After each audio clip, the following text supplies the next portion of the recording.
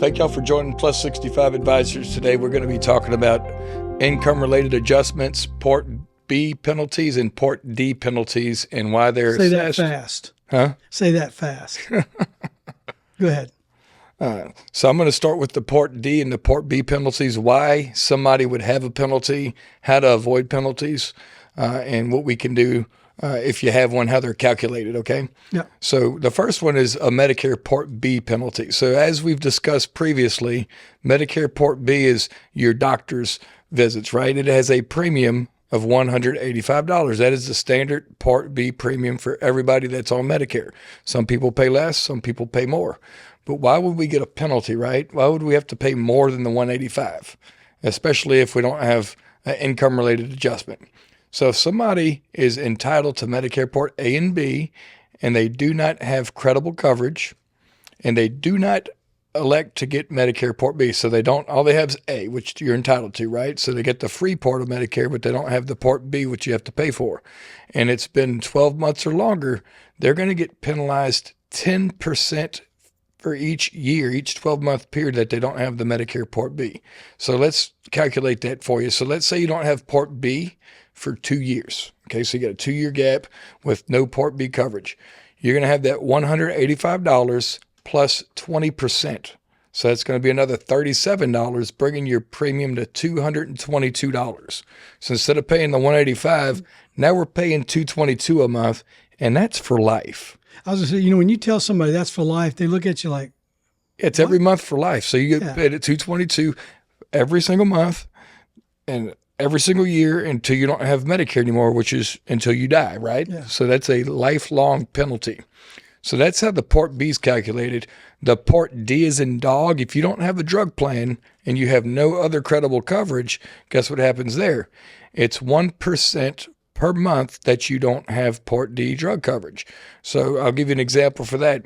The base Part D premium that Medicare calculates from is $34.70. So they're going to take 1% for each month that you don't have Part D drug coverage. So I'm not trying to get you lost here, but it's about 35 cents per month. So let's say we don't have drug coverage for 12 months, for one whole year. If we don't have drug coverage for one whole year, it's going to charge you like $4.50 roughly. Okay? Yeah. That's what it's going to be. It might be $4.20, but that's another every month penalty. You got to pay that $4.20 every single month until you die, in addition to a Part B penalty if you didn't have Part B. Right. Okay. I think it's more of a nuisance than anything. Oh, it is. It is. It's a huge nuisance. And some folks that are older, they didn't have drugs. They didn't know there was a penalty, and we go meet with them, and they're like, I hadn't had a drug plan in 10 years. So we got to go multiply that $34.70 times 120% because they didn't have it for that long. So they're paying like a $40 monthly penalty, and they're hot as grits because they didn't even know they needed to have a drug plan by law because they weren't taking drugs. So why would I have to pay for something I'm not using? Well, by law, you have to.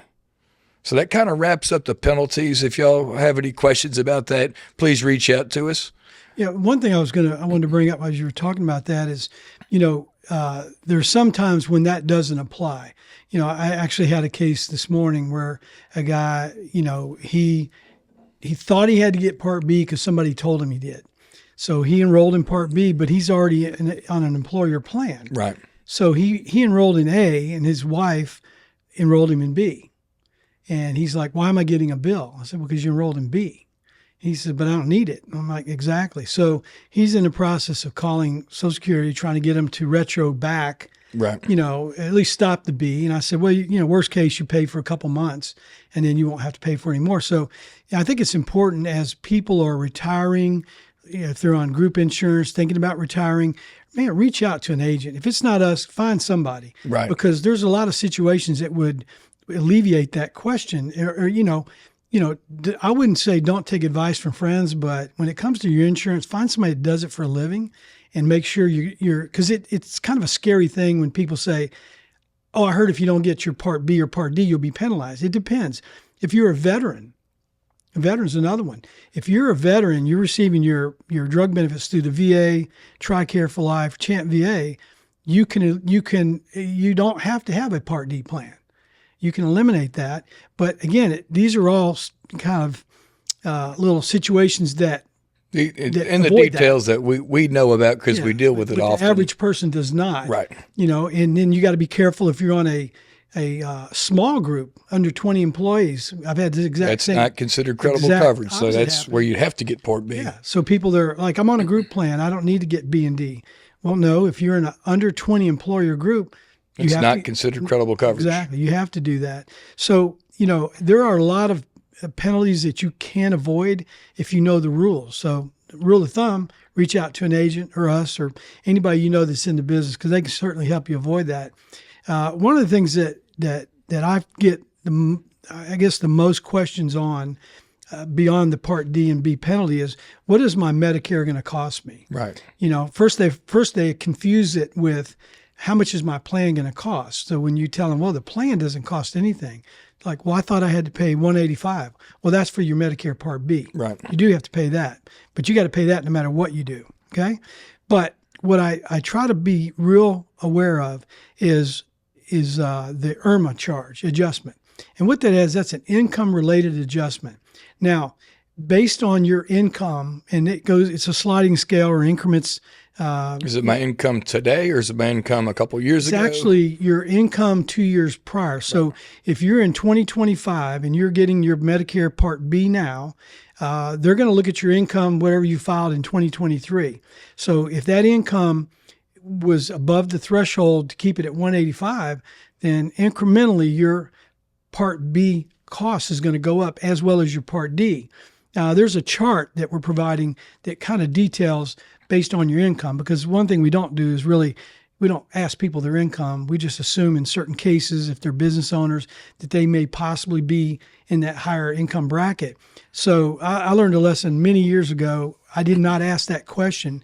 And I had a client that called me up just extremely upset that his Medicare Part B was double what I told him it was going to be. But he was livid. Well, I didn't think to ask him his income. So, whether I think somebody's in that threshold or not, I usually provide them with the chart and say, hey, if you're in any one of these income levels, you might want to pay attention to this. And most often they laugh and say, I wish I made that much. Right. But again, it's not our job to ask them what their income is. It's our job to say, hey, if you are making any, level of income in this chart, this is what your Part B should be. Now, is that income related adjustment for life? It's related to your income. So if your income goes down, you can apply for a change in income. So let's say somebody comes in, they're a high earner, and they are, paying more than the standard 185 right now. Well, they retire, all of a sudden their income either drops in half or goes even lower than that. A lot of times when people retire, it does that. Right. Well, you can apply you can basically appeal it to Social Security office. There's a form for it that we can provide where you can ask them to reconsider your adjustment. And they over time, you can adjust it probably even back down to I think it's called the special circumstances. Yeah, exactly. And it works because work reduction, retirement, things of that nature. I got married, got divorced. Yeah, it's either marriage, divorce, change in job, loss of job. It's based on your income. So I just try to make sure people know that if your situation changes, make sure you let us know so we can help you navigate that and reduce that, because nobody wants to pay that forever. Now, the other thing that people don't understand is that it applies to both the husband and if they have a spouse. Whether your spouse works or not, or has worked, doesn't matter. It's the household income. I had a situation like that a couple of weeks ago. The wife's like, why am I being penalized, is what she called it, or, why is my premium going up when I've never worked? It's my husband's income, and it's because y'all are one unit, you're married. Yeah. So his income is your income and vice versa. So it does, when you look at somebody that's maybe paying $300-400 a month on top of their Part B plus their plan cost and all that, it can get up there. Sure. And then they really get upset when they find out it's times 2. Right. So we always try to make sure we explain every facet of the IRMAA adjustment so that they don't get surprised, because, people that are in that category and they're paying those high costs, and all of a sudden they're not drawing Social Security at that point.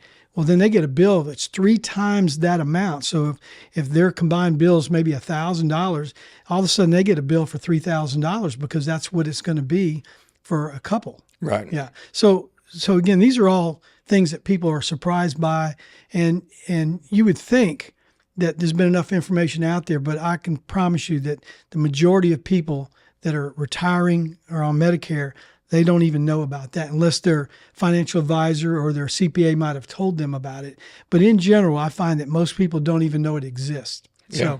So again, we're trying to put out material and content, Keep you in the know, to make sure our members are informed.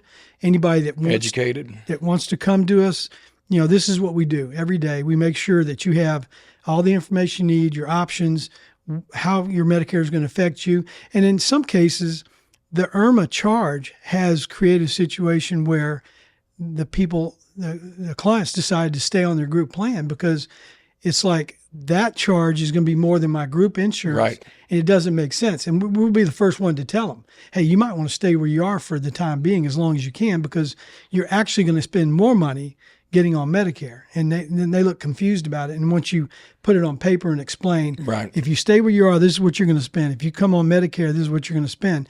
And once they look at it, they realize you're right. So we're not above telling you stay where you are, because our hope is if we do the right thing today, you'll be a client of ours in tomorrow. The coming days. Yeah, for sure. Send us some friends to help out as well. Right. So if any of this information speaks to you or is a situation you're dealing with, again, give us a call at 225-408-4100 or come visit us at 7809 Jefferson Highway, Suite C6, and sit down with us in Baton Rouge. Sit down with us and let us look at your situation, your information, and I guarantee you we'll give you the right advice and we'll put you in the path to succeed with that.